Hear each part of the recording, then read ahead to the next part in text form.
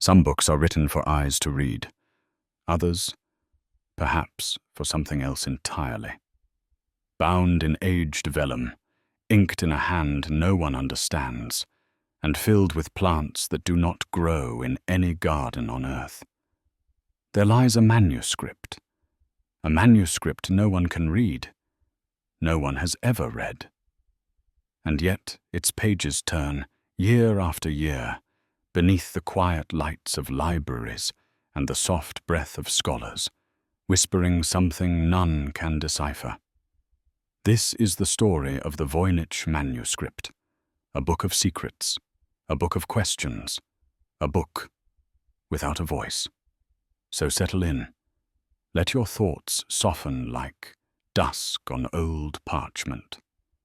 And if you're listening near a window tonight, tell me in the comments what the moonlight looks like where you are. And while you're here, if these quiet mysteries calm your spirit or keep your curiosity close at bedtime, gently press like and consider subscribing. It helps bring more stories into the stillness of night. Long before it became the subject of documentaries and digital code breakers, the Voynich Manuscript was a silent presence, forgotten in a chest, hidden among other volumes, resting in the shadows of time. It first surfaced in 1912, when a rare book dealer named Wilfrid Voynich discovered it tucked away in a Jesuit college in Italy. He wasn't looking for anything legendary, just something interesting, perhaps valuable. And yet, what he found was neither ancient scripture nor known alchemy, but something altogether other. The manuscript he brought home was roughly 240 pages long, though some believe many leaves are missing, possibly torn away or lost across the centuries. Each page was covered in looping, elaborate script, written in a language unknown to any scholar living or dead. The letters flowed like water over stone, delicate, consistent, like a song remembered only by the page itself. Surrounding them were illustrations, strange herbs that resemble no earthly flora, circular diagrams reminiscent of astronomy or astrology or something in between. Naked figures bathed in green-blue pools, mandalas of stars and roots and veins. The book seemed to touch everything and explain nothing. And as Wilfrid Voynich leafed through its fragile vellum, he understood. He had not found a book.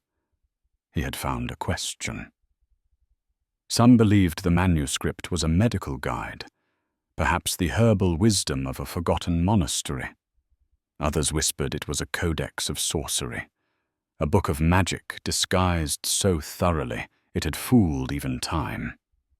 The script has come to be known as Voynichese, a language without relatives. No one can match its symbols to anything known. No Rosetta Stone, no ancestral alphabet, nothing. And yet it feels deliberate, patterned. There is structure in its mystery, rules in its silence. Scholars have run it through cryptographic software. Military analysts have tested it against wartime ciphers. Linguists have tried to map it to lost dialects or the gibberish of the mad. And still, it resists. In the mid-20th century, it passed into Yale University's Baynecker Rare Book Library, where it rests to this day. Encased in climate-controlled silence, it has been digitized, analyzed, and puzzled over by countless minds. Theories have stretched wide, each one both possible and impossible. Some say it is the work of a medieval genius, perhaps Roger Bacon, the 13th century friar who walked the tightrope between science and magic. Others claim it was created by a Renaissance hoaxer, cleverly designed to entice kings and scholars into chasing meaning where there is none. Yet, for all its mysteries, no one can disprove its intent. Because the Voynich Manuscript is consistent. Too consistent. If it is a hoax, it is a perfect one. And if it is real, then it is speaking in a voice we simply do not yet know how to hear. The plants, illustrated with precise yet surreal detail, are perhaps the most haunting, not because they are impossible, but because they are almost familiar. A leaf here resembles an orchid, a stem there a thistle, but not quite, as though the scribe had seen the natural world and then imagined it slightly differently, as if through a dream, or memory, or the fogged mirror of another world. The bathing women, dozens of them, drawn in soft ink, wade through pools and tubes, sometimes linked to the root systems of plants, sometimes to the stars. They point, they look. They are not erotic nor innocent. They are merely present. Some pages fold out into large diagrams, astronomical charts, calendars, maps of some kind. But not of this sky, not of this earth. As if the book came from a place not found on any map. Or worse, from a time before maps were even possible. And still, the pages whisper. Even now, when scholars scan its every curve and loop with algorithms that mimic the mind, the Voynich Manuscript keeps its silence, because perhaps it was never meant to be read, only to be remembered. The mystery of the Voynich Manuscript is not only etched in ink, but also in the lives it has touched, those who tried and failed to unlock its voice. In the 1920s and 30s, the manuscript came into the hands of cryptanalysts, some of the very minds who had broken wartime codes. Experts like William Friedman, the man who would go on to break the Japanese purple cipher during the Second World War, devoted years to the Voynich. Decades, even. Friedman was convinced it was not a hoax. He believed it was written in an artificial or constructed language, what some now call a conlang, designed with rules but no known parallels. And yet, he died with the book still unsolved. Others followed. Linguists with libraries of languages, botanists with tomes of plants, astronomers with the sky mapped in memory. None could find the key. Because unlike a cipher, which hides meaning, the Voynich Manuscript seems to redefine it. There is a page, a quiet, faded one near the middle, where star-flowers spiral outward in soft geometries. Thin roots curl like veins, and in the center, a small, hand-drawn circle, unremarkable to many. But those who've studied this page say it may be the calendar of a forgotten world. 12 segments, possibly months, maybe moons, a zodiac, not of any known culture, but something akin. It's as though the book is a journal, a chronicle. Of what, or of whom, no one knows. But the feeling that permeates the manuscript is one of purpose, not madness, not fraud, but message, a message without audience, or one we have yet to become. Among the many theories that dance in the shadow of the Voynich, there is one that feels both impossible and quietly plausible. That the manuscript was not written for us, not for our time, but by someone far ahead, or far behind. Perhaps it was penned by a mind from a distant future, fallen back through time like a leaf caught in reverse wind, or by a civilization before known history, whose language has not just died, but fossilized beyond recovery. Or perhaps, and this is whispered only by the boldest, it came from no place on earth at all. The ink used in the manuscript is consistent with European sources from the 15th century. The vellum has been carbon dated to the early 1400s. But what if the author had no other materials? What if they used what they found to tell what they knew? And what if, as they wrote, they knew no one would understand? There are moments, quiet ones, when late-night researchers admit something strange, that reading the Voynich is not unlike dreaming. The symbols glide, they ripple, they make almost sense, like a language you knew once in childhood, or heard long ago in a place where no one spoke. It's why so many refuse to let go, because to read it is to feel meaning just beyond the fingertips, like trying to grasp a star in a pond. In recent years, AI programs and linguistic models have attempted to crack the Voynich once again. Some claimed partial success, suggesting Hebrew roots, or Latin variants, or code books lost to time. But no translation holds, no vocabulary stays consistent, because the manuscript resists logic, not through defiance, but through design. And so it rests. In the quiet halls of Yale's Beinecker Library, under glass and light and time, its spine remains intact, its ink unfaded, its meaning untouched. Visitors come to see it. Students, scholars, tourists. They lean in. They read the unreadable.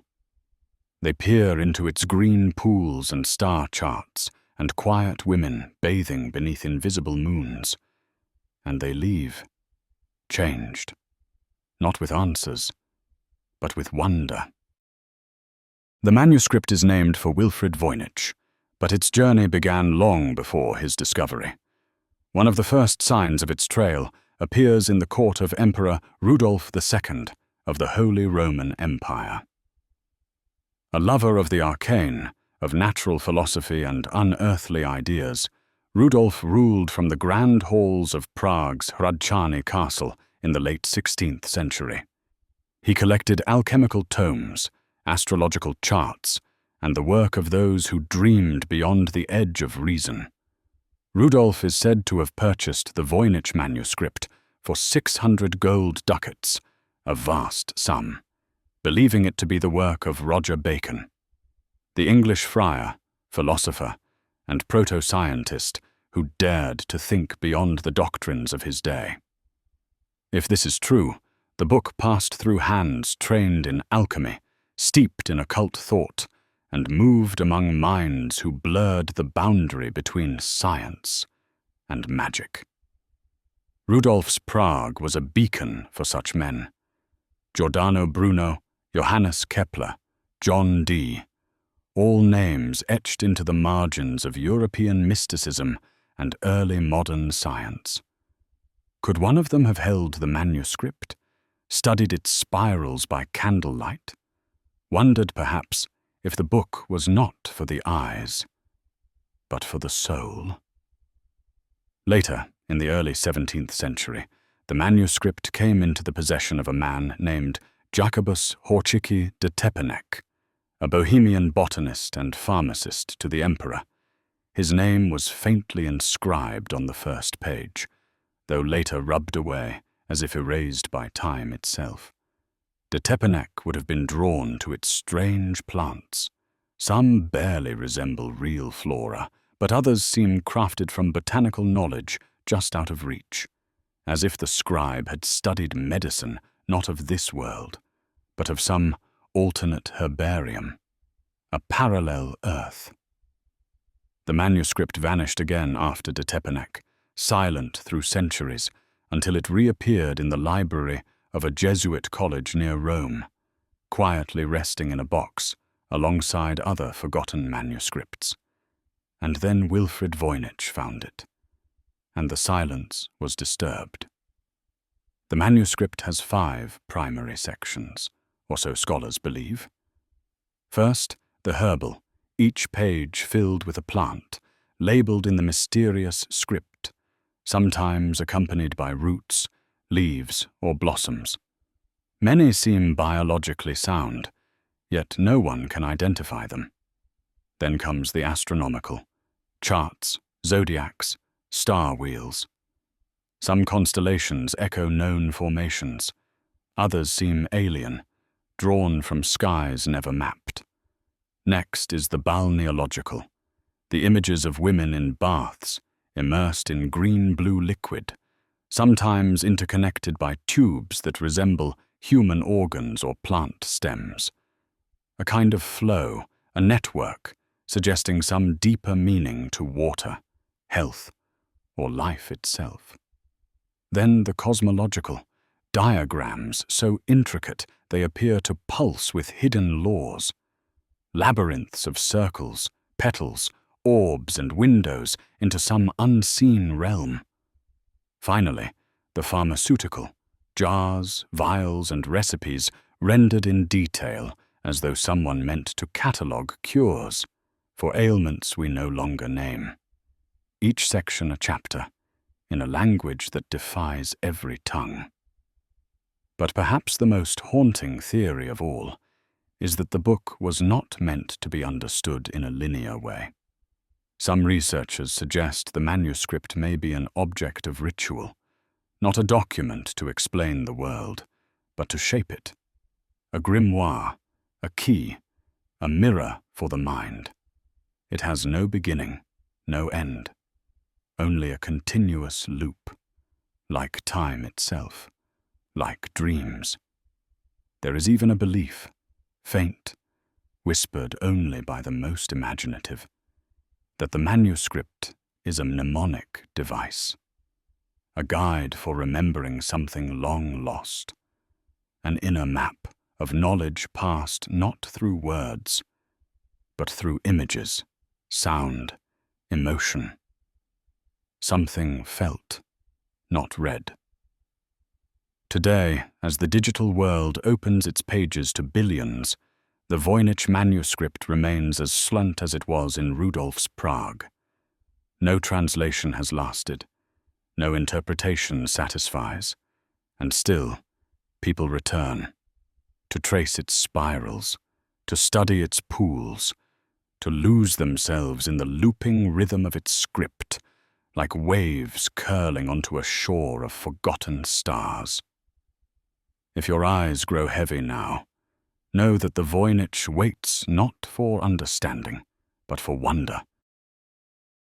The Voynich Manuscript has been called many things: a puzzle without a key, a mirror for the mind, a book of dreams disguised as parchment. And for over 600 years, it has asked the same question, not aloud, but in the silence between its lines. What is meaning, if it cannot be shared?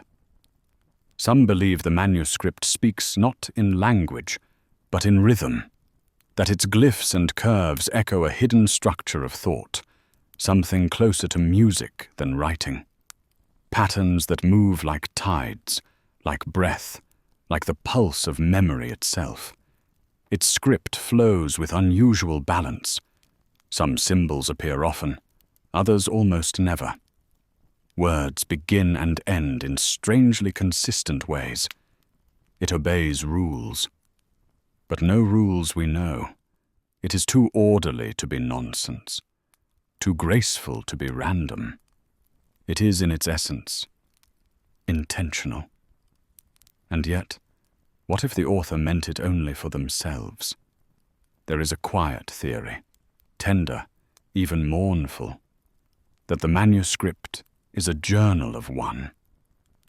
A soul who spoke no other tongue, who dreamed in shapes and mapped their mind into leaves and stars and waters that no one else would ever recognize. Perhaps they never meant to be found. Perhaps the book was never meant for us. Or perhaps we are not yet ready to hear it.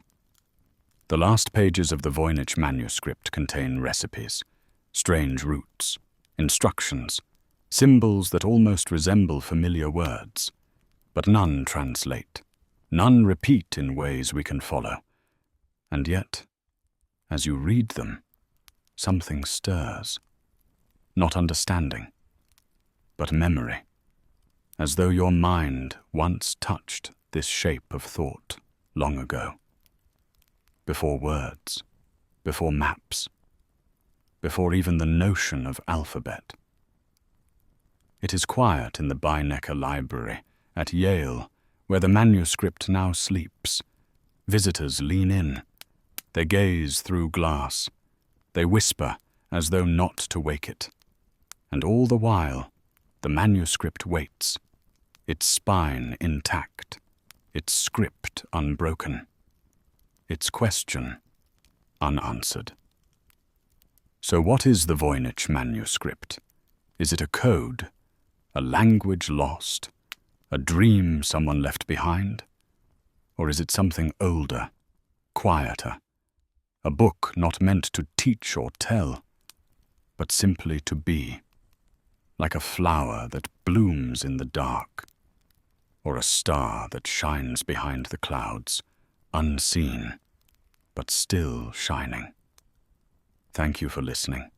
If this tale brought you peace, or wrapped your thoughts in quiet wonder before sleep, gently like this story, and share it with someone who cherishes mysteries that do not seek to be solved.